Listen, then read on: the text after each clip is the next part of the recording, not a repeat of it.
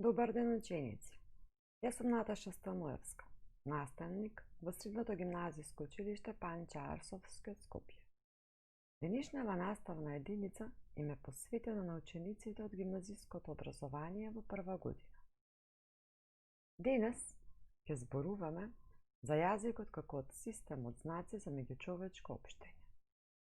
Јазикот го дефинираме како систем од знаци што се употребува за комуникација, општење меѓу луѓето.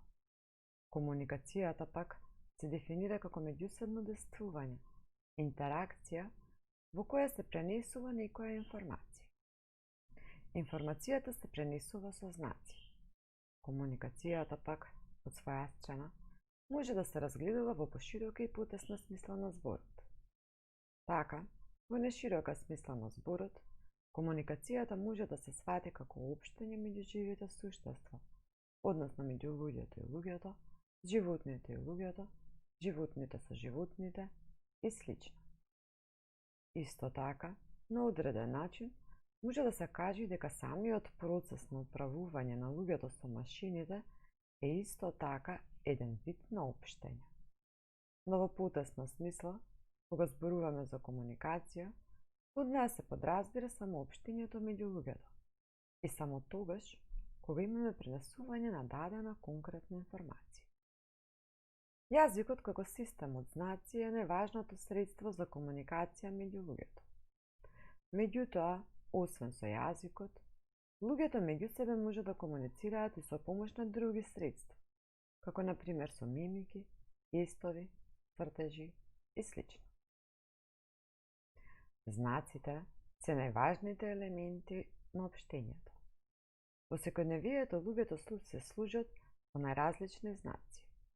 Па така, на пример, кога ќе догледаме цвеќе на автомобил, ние добиваме информација дека станува збор за свадба. Цвеќето на автомобилот е материјалната страна, формата на знакот, а пораката, односно информацијата која ни ја соопштува, е свадба. Според ова, сваќаме дека знакот е нешто што упатува на нешто друго.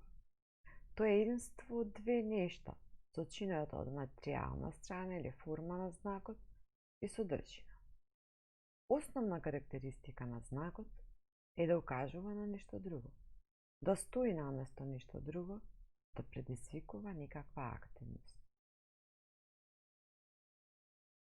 Постојат различни поделби на знаците, па врз основа на тоа дали нивниот испраќач ги испраќа со намера тие да бидат знаци или пак не, знаците можеме да ги поделиме на сигнали и символи. Сигналите не се испраќаат со намера тие да бидат знаци. Па така, на пример, доколку забележиме стапалки во снег или пак на песочна плажа, имаме информација дека тука некој помина. Или пак кога ќе видиме човек со црвенети образи, тој не сака да ни пренесе информација, но ние знаеме дека со него нешто се случува. Може би се страми, може би е навистина нешто луд, или пак има покачена температура. За разлика од сигналите, символите се знаци кои се испраќаат со намера и треба да пренесат информација упатена од испраќачот до примачот. Насмевката при средба со некого е знак за учтивост. Црвеното светло на семафорот означува забрането движење во тој правец. Пчелите прават кружни движења со летање и им даваат информација на другите пчели за далечиноста на местото каде може да се собере цветен прав. Луѓето, за да остварат комуникација, најчесто се служат со јазикот. Човековиот јазик располага со зборови, символи, со кои се именуваат лица, појави, предмети, поими и дејства. За да се пренесе дадена информација со зборови, потребно е да се познаваат и правилата за нивното поврзување. Претходно споменавме дека човекот може да пренесе информација со употреба на мимики, гестови, интонации и слично, односно без употреба на зборови. Па така, Според това можеме да разликуваме два вида на комуникација. Зборовна или вербална, тогаш кога го потребуваме човековиот говор, и невербална комуникација, кога ги употребуваме гестовите, мимиките, паузите во зборувањето, интонацијата и сл. Човековиот јазик е несовршен систем од знаци, символи. Под систем од знаци се подразбира организирана целина во која секој знак има своја определено место. Местото на секој знак се определува во однос на другите знаци во системот. Системот на човековиот јазик е составен од бесконечен број на знаци.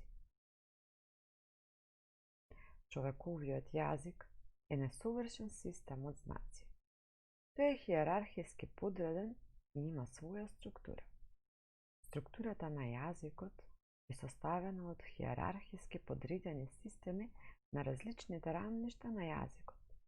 По-конкретно систем на рамниште на гласови, систем на рамниште на зборови и систем на рамниште на реченици. За да се проучи јазикот како сложена структура, треба пред се да се проучат односите на самите знаци и нивната функција. Јазикот е универзален систем од знаци и со јазичните знаци може да се искажат и знаците од било кој друг систем. Довидување до наредната училница.